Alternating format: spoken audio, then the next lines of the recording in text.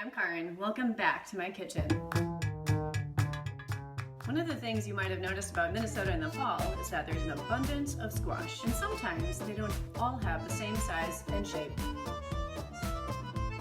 We don't need to relegate these guys to our decorative patio planters. We can eat them. Part of what makes oddly shaped squash difficult is that they're hard to peel or cut. My grandmother solved this by dashing her squash on the driveway and cooking the pieces. I don't recommend that. Today we are roasting whole.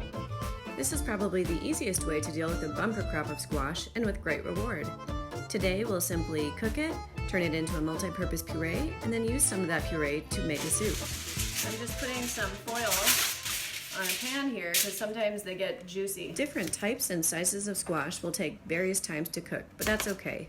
I have my oven set to 400 degrees. You could go a little bit higher if you want to speed up the cooking, or lower if you want them to hang out for longer. I'm going to check these guys in about 45 minutes to see if the little one is done. When one squash is done, we'll take it out and leave the others in. Once the squash is done, you can puree it and freeze it. It makes a great pasta sauce or filling or a weeknight soup meal. That's what we're going to do today.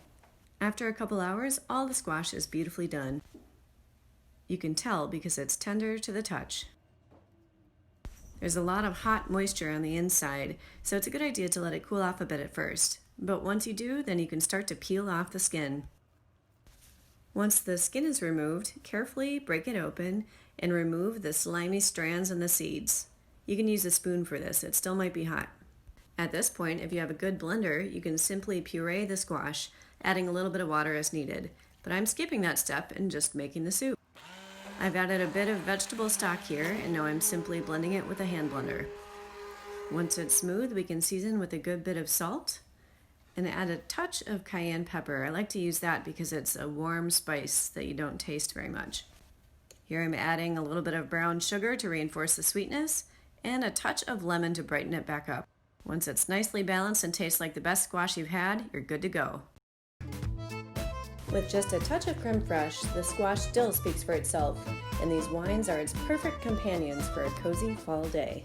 I'm so excited to hear what my friend Erin has to say about these two interesting wines. A Turkish wine with a varietal that I've never even heard about. This red wine is from Morocco, and it's a blend. Both of these wines will also be available this Saturday at Karin's Quarantine Kitchen to go. You can also pick up the squash soup we made today, along with a bunch of other things. Check out the link in my bio.